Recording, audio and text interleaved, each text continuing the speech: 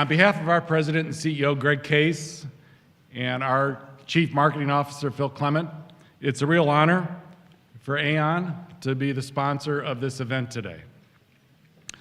And for many of you, you might know that Aon is now a UK-based company, but it's also important for you to know that the Aon Foundation, for the past 25 years, has made it a priority to support educational activities and cultural institutions like the Chicago Humanities Festival and the Charter Humanist Circle that does so much to enrich the lives of all of us in this room and everybody in Chicago.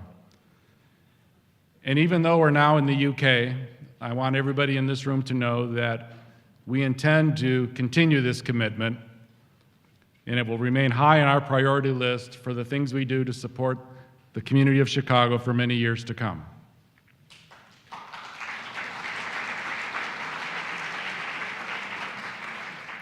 On behalf of my colleagues at Aon, I want to thank the Charter Humanist Circle and its members for their very valuable support.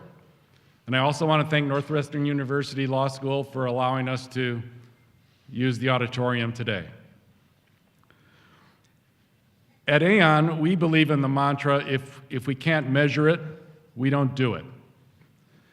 And because of that, it's a real honor for us to be here supporting and introducing Dr. Philip Kotler. Dr. Kotler has defined marketing as, quote, the science and art of exploring, creating, and delivering value to satisfy the needs of a target market at a profit. He is recognized around the world as one of the foremost experts on business, of marketing, and for his insights on how exemplary marketing has the creativity and the power to influence global consumers every day. In that spirit, I hope you'll join me in welcoming Dr. Philip Kotler.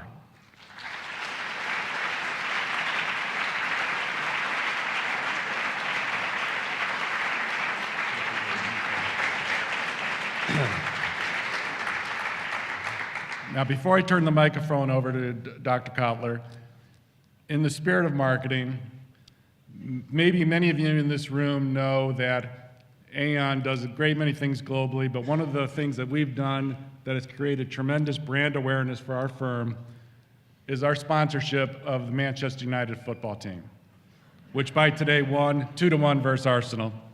Right now we're at the top of the Premier League. So in that spirit, I would like to present Dr. Kotler with his very own personalized Manchester United jersey. Thank you, David. David, thank you very much, and I will wear this in a fantasy way. May I say, I really appreciate your introduction. Of all the introductions I've received, yours is the most recent.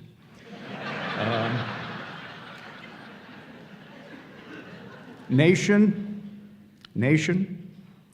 well, you may know of Stephen Colbert, so I can't pull it off the same way.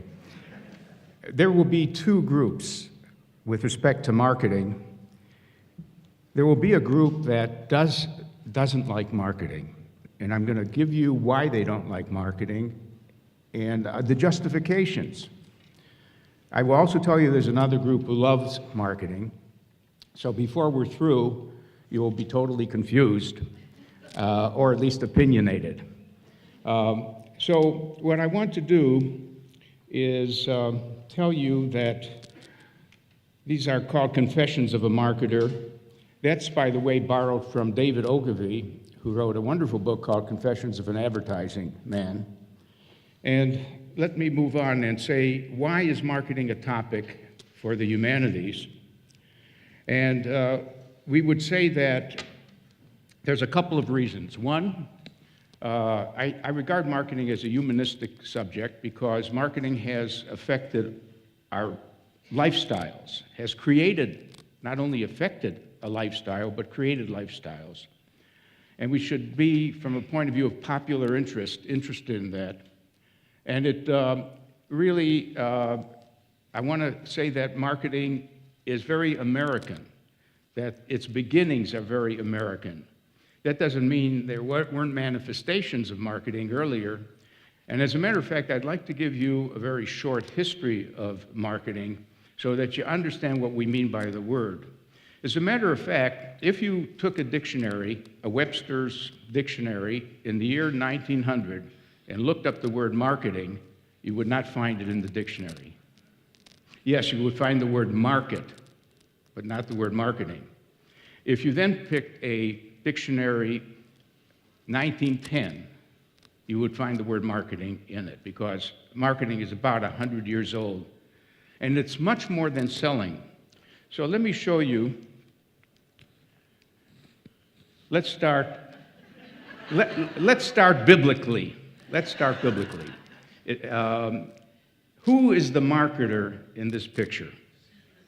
This is the biblical narrative. Who is the first marketer in the world? I hear Eve. The snake. I hate to admit it, because snakes sounds like sneaky and so on and so forth. But the fact is that it was a snake who sold Eve on getting Adam to eat an apple. So it goes way back. At least selling goes way back. Now let's go further. Here is the father of marketing. Wow, what an insult to him. I mean, that's Aristotle. Recently, I was at a group, a little party, and we were speculating who we would like to meet most if we had an hour with such a person. And it boiled down to Plato, Socrates, or Aristotle. That's a hard one. It turns out that my vote went for Aristotle. Aristotle was Google at the time. He knew more about everything than anyone in the world. He wrote on science, politics, economics, rhetoric, art, and everything. Now, why do I say that he had some marketing impact? Let me read the definition of rhetoric. And he's not the founder of rhetoric, by the way. The founders were the Sophists around 600 BC. They were a group who wanted to use selling and speech and persuasion for their own devious ends. But Aristotle put the discipline of rhetoric on its feet. Rhetoric is the art that aims to improve the facility of speakers or writers who attempt to inform, persuade, or motivate particular audiences in specific situations. It is the faculty of observing, in any given case, the available means of persuasion. So, in a sense, he could be the father of selling, the idea of getting someone to do something that they might not have done otherwise. So, let's move on about other early manifestations of marketing. I know many of you cannot necessarily read this, so I will read it. But the first department store opened when and in what country? Normally, if you're in France and you ask the question, they will say, of course, we invented the department store. It was about 1845, the same time we invented paperweights and some other things. But it turns out that the first department store was in Japan, Mitsui Company, which is still alive and well. So that's where one of our retailing forms started. The next one is the first newspaper that carried an ad. There were newspapers early, but the first ad appeared in England in 1652, and it advertised coffee. And then the first ad agency started a little later, much later, N.W. Ayers, which is still a prosperous advertising agency. First time a brand was put on a commodity, the commodity being soap, the brand name was Pear's Soap. And then the first packaging appeared a little later, And finally, we had a marketing research department formed. So, now the word markets has been around all these years. The Middle Ages had markets. In fact, whenever, I would even say the agora in ancient Greece, that means the marketplace. In ancient Greece, people would come on a particular day and to sell things. In the Middle Ages, there were market days. The word marketing wasn't there, it was just market. And trade was always there, because trade through history has taken place between people and regions and countries. So all that is there, and it was in the decade of the 1900s that marketing books first appeared. And the interesting thing is, who wrote those first marketing books? Were they sociologists? What was the discipline of the people who wrote the first marketing books? Any guesses? Well, they weren't physicists or chemists, they were economists. So why would economists start a subject called marketing? And the answer is they were disillusioned economists. They couldn't find any mention of advertising in the discourse of economists. In other words, never did Adam Smith, Thomas Malthus, David Ricardo, even Alfred Marshall and so on, they really talked about other forces that shaped demand. The only force that shaped demand in their mind was price. You know the famous curve. Raise the price, demand will go down. Lower the price, you can sell more. Price was the only thing that affected demand. So these economists were institutional economists and said, hey, you got to factor in advertising. You got to factor in retail stores, wholesalers, jobbers, agents. And it was the neglect of the classical economists to not really texture the marketplace and the way an economy worked that led to marketing. So marketing is technically a branch of economics. Now, who helped develop this field of marketing? Now, probably you don't recognize maybe anyone here. There's one person you might recognize. I don't know if you can see some of these faces, but does someone recognize anyone there? Yeah. Dale Carnegie. Dale Carnegie is here, and his book was How to Win Friends and Influence People. Because in doing this, I wanted to find out who is the exemplar of the selling method, how to win friends and influence people. But let me give you the whole picture. Ernest Dichter, some of you may know of. He was a motivational psychologist, and he could explain why people didn't like to eat prunes, why cigars were offending some people, and all kinds of things. In his book called The Study of Desire, he apparently studied with Sigmund Freud, and he brought that kind of mind to marketing. But he had an opponent named Alfred Politz, who was not a head shrinker. We call him a counter, a nose counter. The expressions we would use, if you were very psychological, you were a head shrinker, and otherwise you were a nose counter, namely a surveyor. You surveyed people, you found out what percentage of people were of a certain age and why did they buy a particular product. Julius Rosenwald was very much behind the formation of the Sears Company, which was an important episode in the development of our retail chains.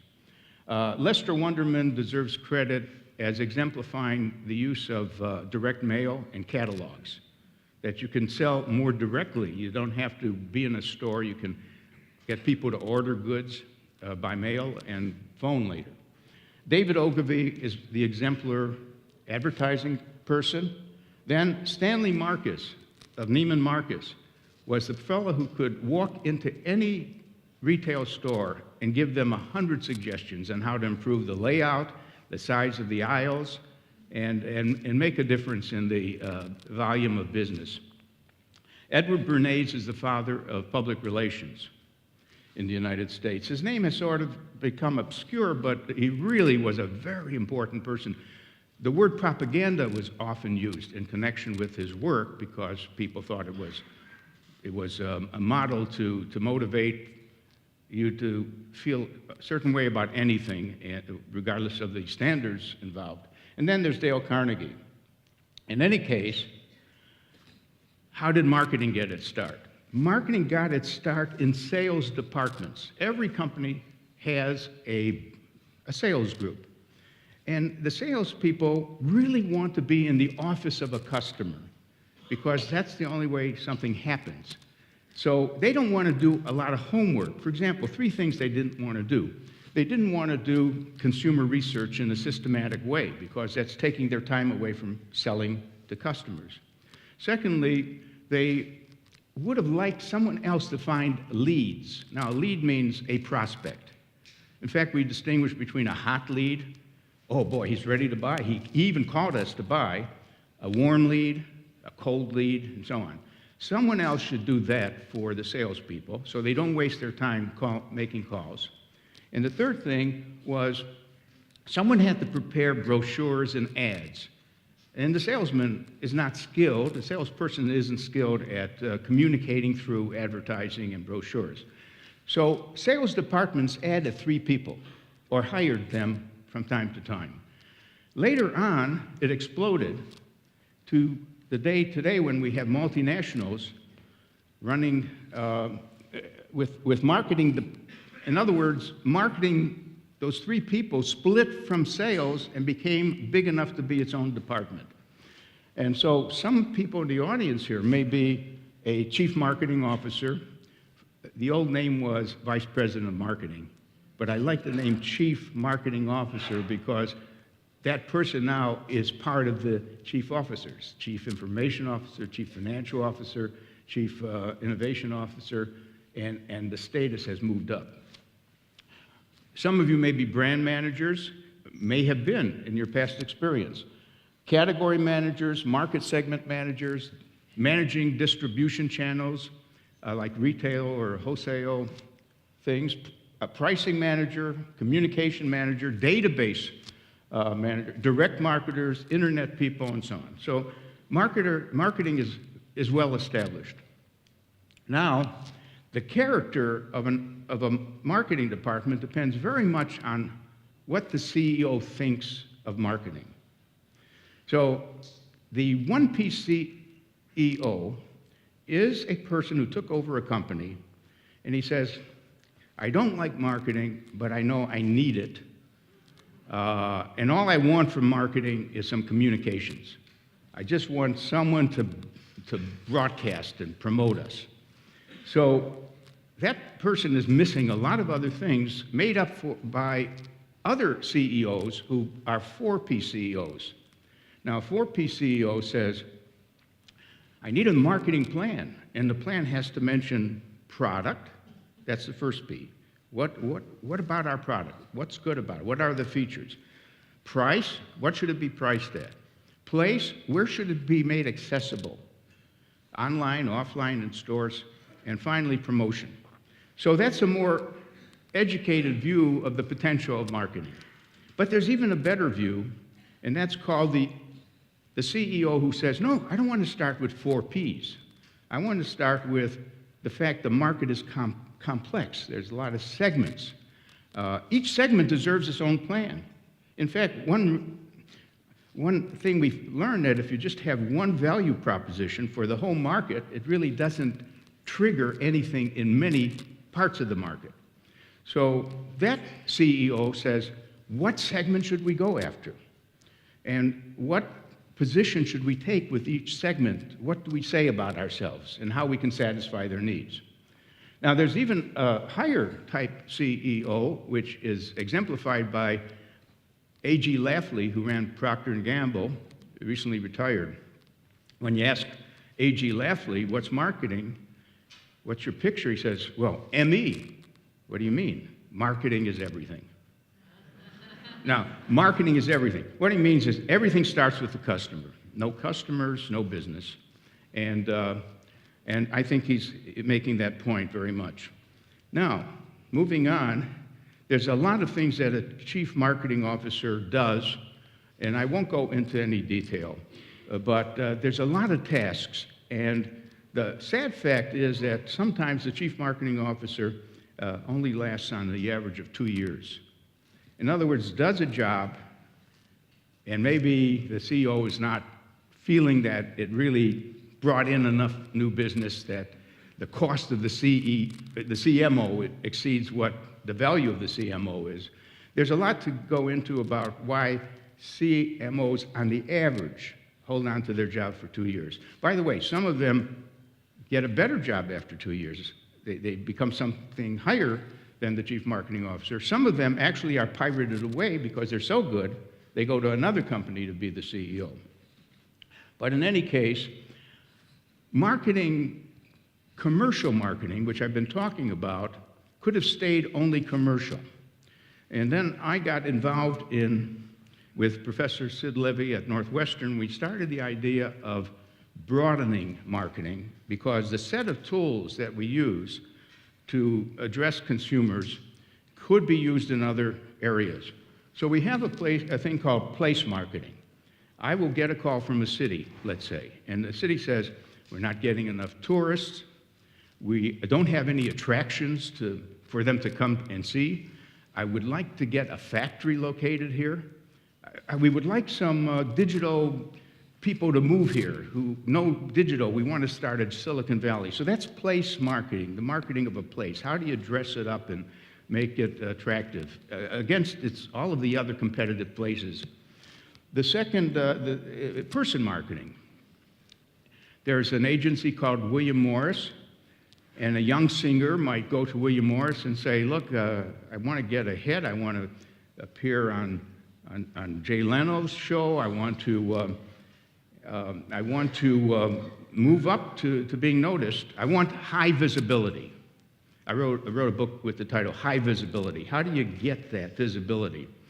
So William Morris will look at her and say her performance and maybe say, you know, in a sense, you don't be offended, but we can make you into a better product. That's sort of the language. You know, do your hair differently, walk a little, dress differently.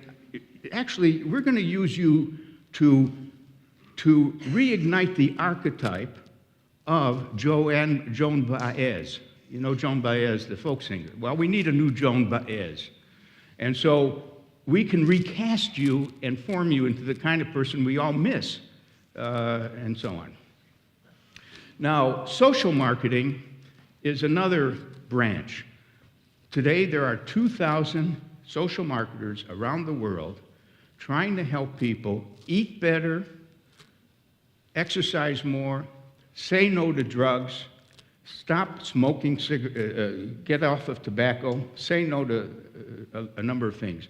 Positive behaviors and negative behaviors. By the way, my memory is that Sweden was one of the first countries to want to raise a nation of non-smokers, non-drinkers, all the vices. And it starts at the primary school level, that you could technically raise people to avoid those vices if that was thought to be good public policy. So that's social marketing. Now, political marketing we're saturated with.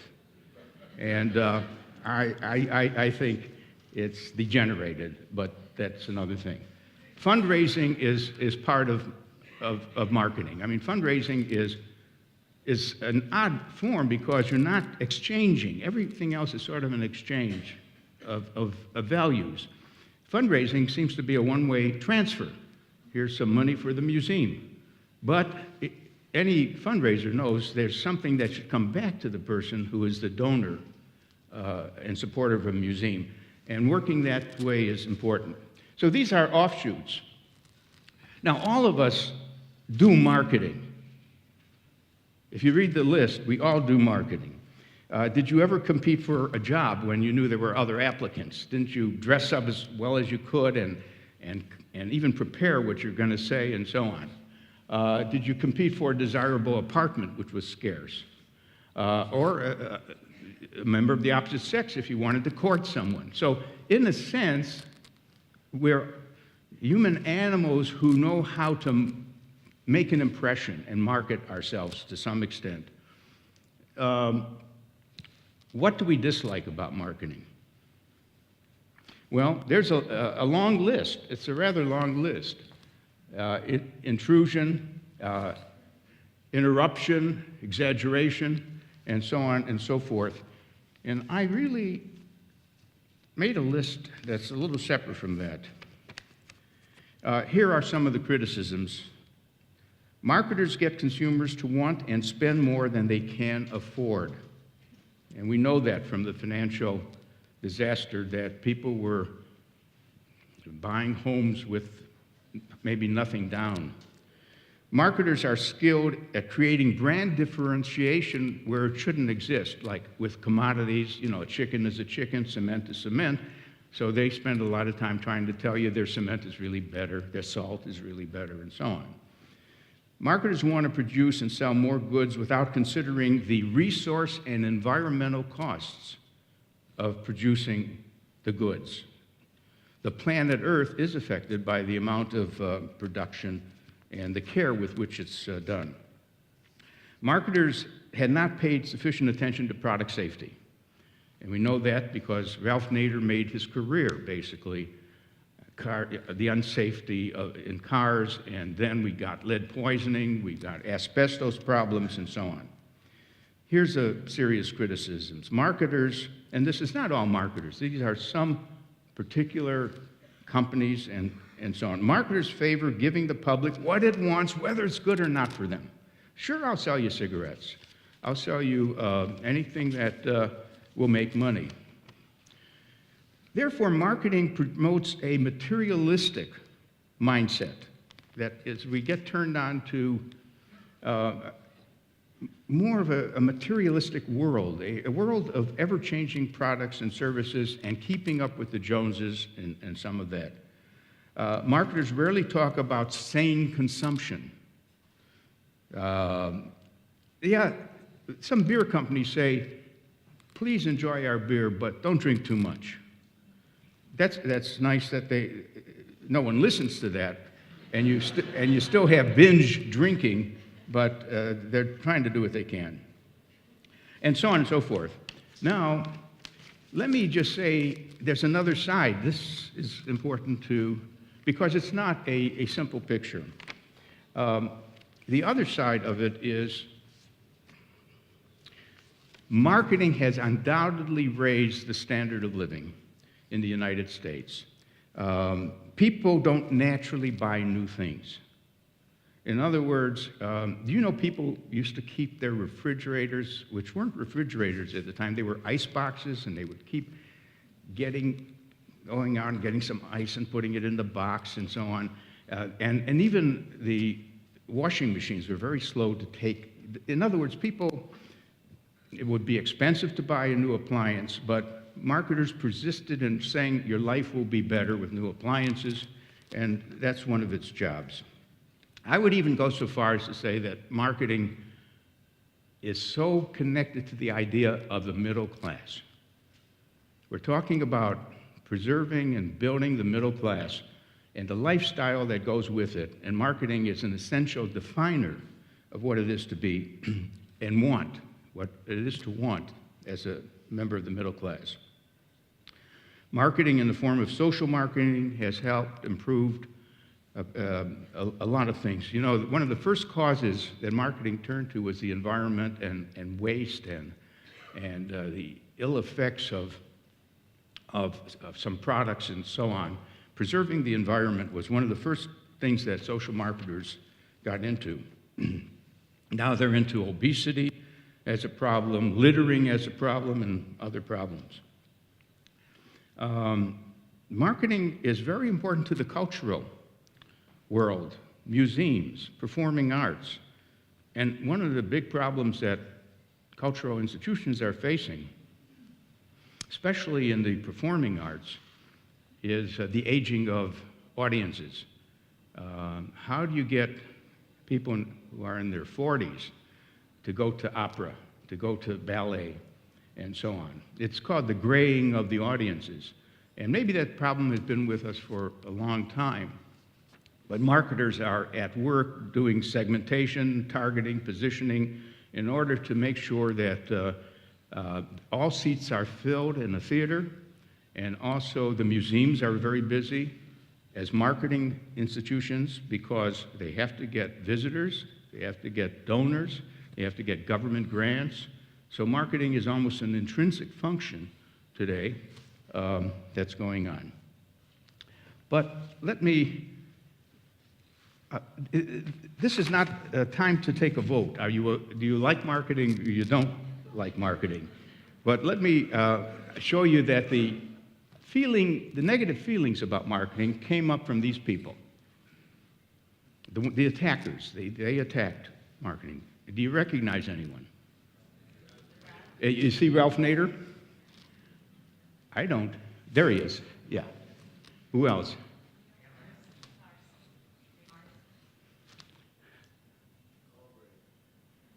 Well, it is Ralph Nader. Unsafe at Any Speed. Rachel Carlson, by the way, deserves so much more credit than we've given to her for her book on the Silent Spring, which was about the chemical pollution, the pesticides that we're getting into our spring water and so on. Vance Packard, who popularized the idea that we are hidden persuaders, that when you go into a movie theater, you don't know this, but an ad is sort of flashing to go and get some popcorn before you sit down. Subliminal advertising, which never did happen, but the hidden persuaders. And then John Kenneth Galbraith, who pointed out that while we spend so much money in making enough deodorants for any type of interest you have in deodorants, in the public sector, you've got streets that are littered, and there's some garbage, and there's slow traffic, so we have a good private sector, but we can't enjoy it because the public sector doesn't have the public goods that would facilitate things.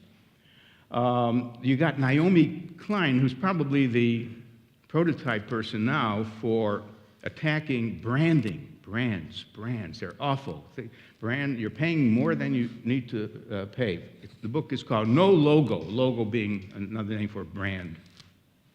And Michael Sandel has this new book out, which is really interesting and worth reading. He's the fellow who ran a course on justice and would ask groups about this size at Harvard, what is the just thing to do in each situation. But his new book is called What Money Can't Buy, The Moral Limits of Marketing, where he points out that if you're in jail in California and you don't like to sell, you can pay for a better sell. You know, maybe one with a computer if you want a computer and so on. But he thinks today our culture divides people in social classes more clearly. We used to go to ball games. I would sit next to someone who was rich and someone who was poor. We'd all stand in the same line for hot dogs. Today, the guys who are rich are up in the skybox, and he calls it the skyboxification of the United States, the skyboxification. They're eating filet mignon, and we peasants are down there standing in line for our hot dog. So we are not meeting each other as we used to in the older days. It's a very interesting treatment. I like to quote Will Rogers with this remark. If advertisers spent the same amount of money that on improving the product as they do on advertising, they wouldn't have to advertise it. And that's, by the way, that's a very profound observation because in the age of the internet, it's so much easier to talk about a product you like to others and also about a product you don't like. And in a sense, if this goes far enough, there will be no bad companies anymore. It would be not possible for a company to be a bad company because the word of mouth will sink it. So he's sort of touching on that point. Do a good job, and others will advertise the good job you did. Now, I want to add another group, and this is a group of visionaries, and I'd like to call them our best marketers. But they're not necessarily the chief marketing officer. They're CEOs. But what their contribution has been the kind you want from your chief marketing officers. So who do you see here? Do you know any of those people? Yeah, you got to know some of them, but you probably don't know the first one. Ingvar Kamprad. It's very even hard to remember his name, but he's that Swedish person who invented IKEA, who said, I must bring down the cost of furniture, and I can do that by taking the air out of it and just selling knockdown furniture, and now people can afford to have some nice things in their home. Richard Branson is phenomenal. He's not only in self-promotion, he's one of the best self-promoters possible. I don't know if you know that he was in Times Square some years ago to introduce his new cell phone, the Virgin cell phone, and he said he was going to drop off of a building, a 30-story building, and not wearing any clothes or something. So everyone showed up, and I don't know why they would want to show up, but they showed up in Times Square. And sure, he did jump down, but it was on a rope, and he's carrying a huge version of his new cell phone. And so everyone, not just in Times Square, the reporters were covering it. All of New York knew about there was a new Virgin cell phone. So he's very good at that. But right now, he told me something I couldn't believe. I was in Dubai, and he gave a speech, and we were just chatting, and he said, where are you from? I said, Chicago. He says, you know, there will be a time when you can go from Dubai to Chicago in half an hour. What is it? Is this a time machine you're inventing? He says, no, it's just a rocket ship. So the rocket ship takes off from Dubai, just goes right up in the air and lands in Chicago. So he's working with some people on the new spaceships, basically. And you want to watch him. Of course, Walt Disney, great visionary. Herb Kelleher, thanks to him, we have Southwest Airlines, which started a whole class of low-cost airlines. And then we've got Anita Roddick, who ran the Body Shop, where she said, I'm not selling hope. I'm selling good skin lotion. All the others sell hope. That was a famous remark by Revlon. In the factory, we make lipstick. In the store, we sell hope. But she wrestled with that one. Then you got Bill Gates, Steve Jobs, and Jeff Bezos. And Jeff, let's see, we got to make sure he gets in there. Jeff is extraordinary. If there's anyone who has consumer thinking in his mind, wanting to facilitate the consumer to really order or reorder or return or anything like that, and then to buy more than books, to buy electronics, to buy clothes, he's done a marvelous job. He's very exemplary in that sense. We're running out of time, and I'm going to want some questions from you, but let me just refer to a few more things. This is a chart I use in the book, Marketing 3.0, basically to say that every company should define its mission, its vision for the future, and its values, what it really cares about. And if you're a 1.0 marketer, it's a good job you're doing. I mean, of course, you're trying to deliver satisfaction, make a profit, and make a good product, be better. If you're a 2.0 marketer, you want to help people realize their aspirations. You want to deliver things that they might aspire to have. They will return frequently to buy more, and your product is different than the others. Not only better, but different. And suddenly, you move from mind to heart to spirit. What's spirit? It's that small set of companies that say, we're compassionate. We have compassion for the state of the world. We want to get involved. We want the companies to be a machine for improving the lives of people.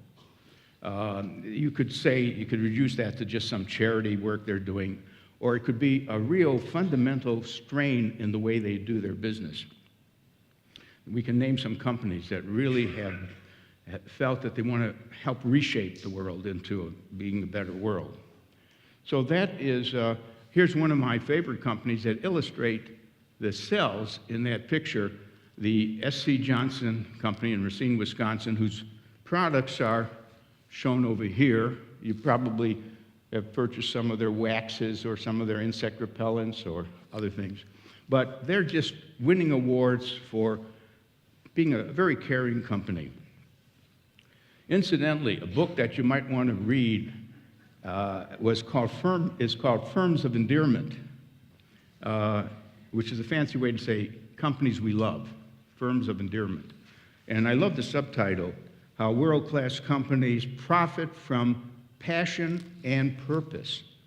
And it's based on asking audiences, random meeting of people, is there any company that you like a lot? Now, let me ask that question. Name a company that you would dearly miss if it disappeared, vanished. Apple, see? Always Apple. I thought you were going to say Harley-Davidson, but that's another one. Amazon, I would miss Amazon. I really would. I would even subsidize it to continue. Which one? Costco, of course. I'm with you on Costco. Nike, okay, well, you see what happens is these are the names of the companies that came up again and again. I don't think there's any surprises there. I've asked other countries to do this too, because it would be a different mix of companies that would come up. But the main thing is, these firms of endearment are so much more profitable than the ones that have not been dear to us. One of the things is that they're 9 or 10 times as profitable, but let's see why, and without going through everything here, look at the last one. These are the attributes of that set of companies. And the last attribute is they spend less on marketing than rather more. Because I bet you thought that the companies that were going to be dear to us are the ones who are just advertising all the time. They're so familiar. We see Coca-Cola all the time, all the time. No, they spend less on advertising. So who's doing the advertising? The customer. You guys are. So that's where you should put your money. Create a love affair. Create fans with others. Now I'm going to end with 2 slides. This is on a downer, a little bit. The End of Work. This is Jeremy Rifkin's book. It's now about 9 or 10 years old. And he says, because of the slowdown in population growth, automation of factories and computers, robotics, 3D printing, can the nation create enough jobs? Can the world create enough jobs for the population and so on? And it raises a question about marketing's role. Now, marketing's role normally is seen as to sell you some things. The basic role of marketing is to create jobs. It is the job creator. Namely, it gets you to want something that someone has to produce. So there's a basic question. Does marketing really create new jobs, or does it only create shifts in the shares? Like, if I switch from brand X to brand Y, that's not creating, brand X loses a job and brand Y gets a job. So, but it is true that if we're talking about a new product, marketing will help accelerate its recognition, the awareness of it, and intensify the drive to purchase it.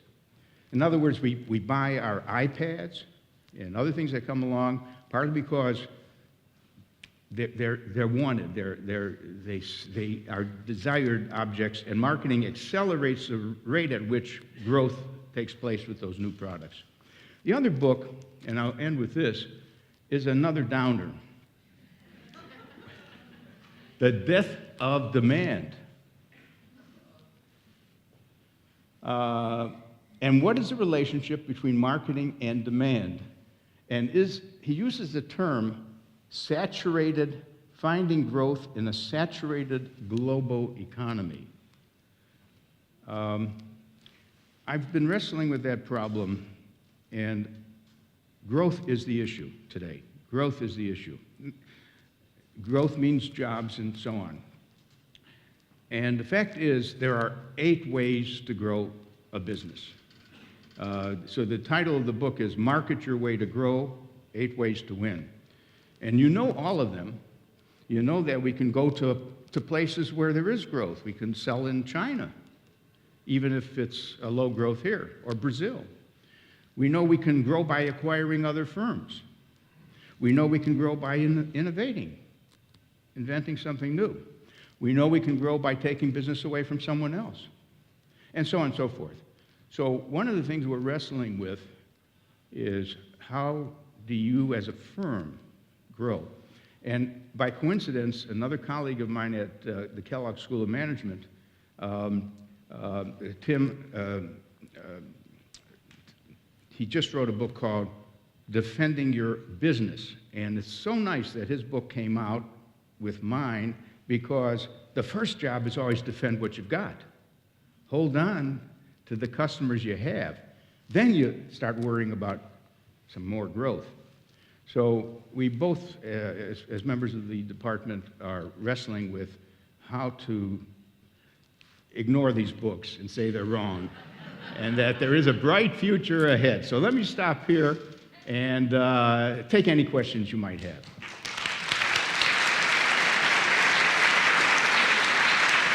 Thank you. Okay, we have time for a few questions for Professor Kotler. Is there anyone on this side of the auditorium that would like to ask a question? Any Yes. hands up? Yes, I see you over there. And now, a microphone Susan will will bring you a magically come down microphone. here. And if there's any other people, and there's a person over there. Thank you. Would you introduce yourself, please? My name is Iris Witkowski, and I've been coming to the Humanities Festival as long as it exists, and I very much appreciate your talk today. Thank you. I am making a statement. What really drives me nuts as far as saturation is concerned is the placement of products on television programs. It used to be that in a movie you'd say, oh, I saw that brand, and it seemed to be accidental. Now it's all over. Even Yeah. the anchormen have LL Bean jackets on. You know, that's the field called product placement. And we first got conscious of it with the James Bond films, where each time there was a different car, he drove an Audi or he drove something else, because it was a matter of what car company would pay the most for the next film to feature that car. And now, does the person speaking pick up a Coke bottle or a Pepsi bottle, and things like that. Most of us don't notice it. It's not yet that intrusive, but it has been discovered as a way to get some visibility for certain products, product placement. I'm Cody Engel. I'm a charter humanist. Again, thank you. On the evening national news, 75 to 80% of the ads are for pharmaceuticals. And they say awful things about each one. And I believe there was a change in legal requirements some years ago. And what are your thoughts about that? Because clearly that advertising is driving demand, which is driving costs, et cetera, et cetera. Yeah. It's called over-the-counter advertising too, but maybe it's also prescription. But basically, you can make a case for it by saying consumers should know what they might think would be the right thing for them. Otherwise, the only one who could tell them what's right is the doctor. And the doctors don't like it, of course. The doctors, in some cases, are offended by the patient saying what he wants as a prescription. But, you know, this has happened with lawyers who are advertising now. Doctors are advertising themselves, even if they don't like that. The expert is Prabha Sinha, who runs a firm called ZS, and he's always working with the doctors and the pharmaceutical people, and could help answer that.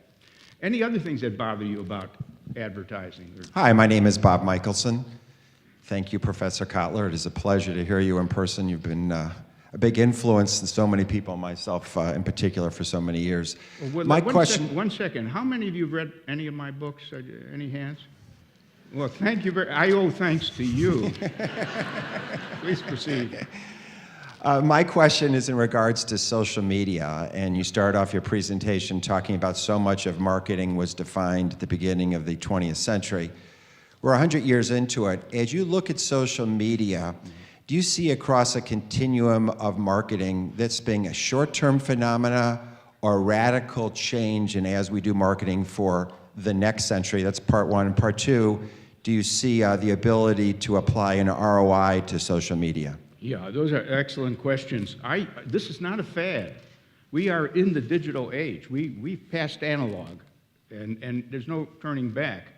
That means that I see the following happening. Every company I talk to says, we're going to go digital too, but slowly.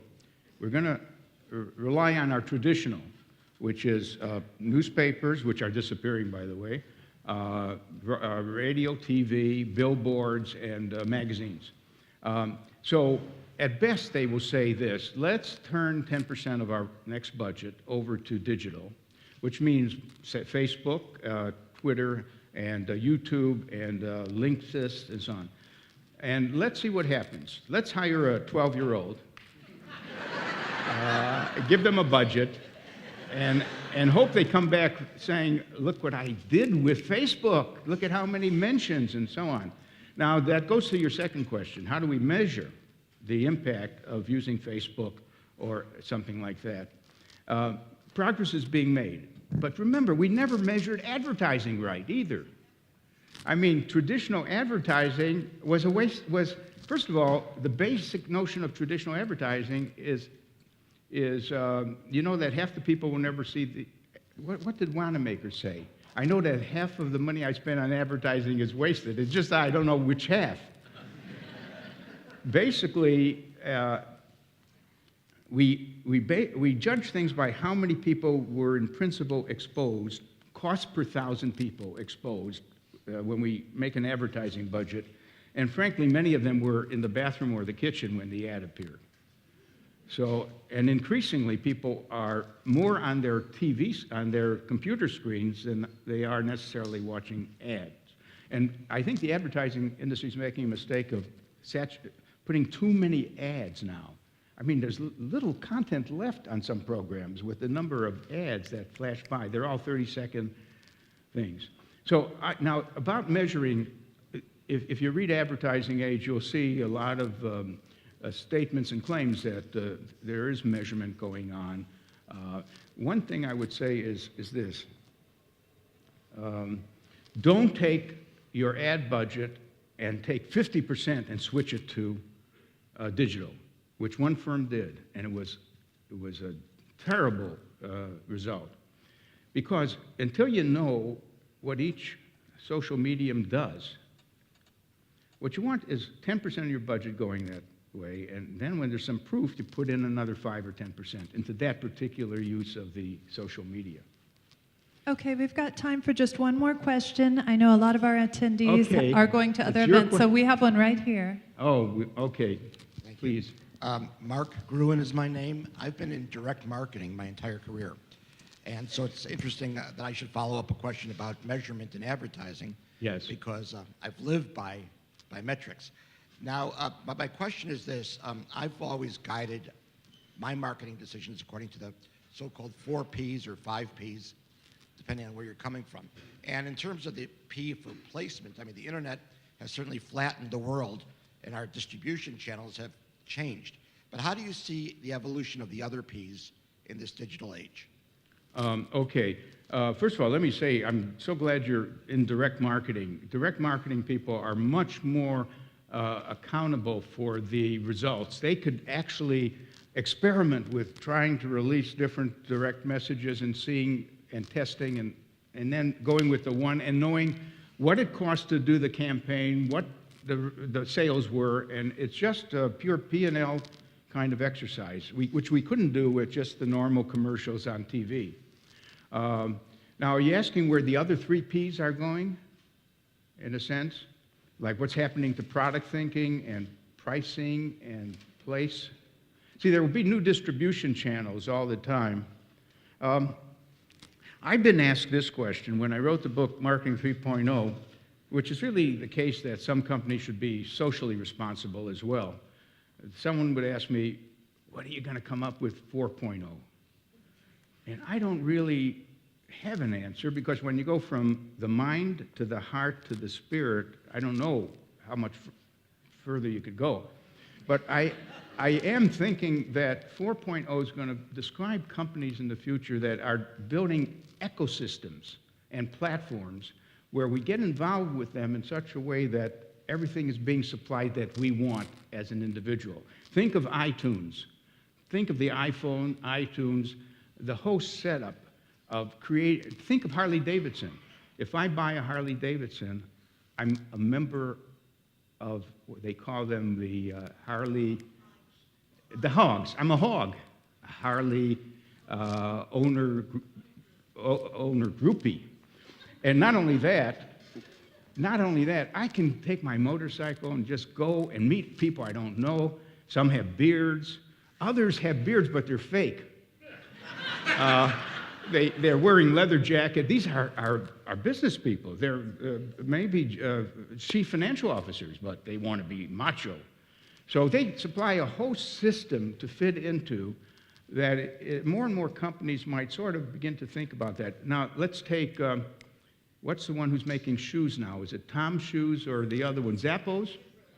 They're creating a system that's going to go beyond the shoes that you buy.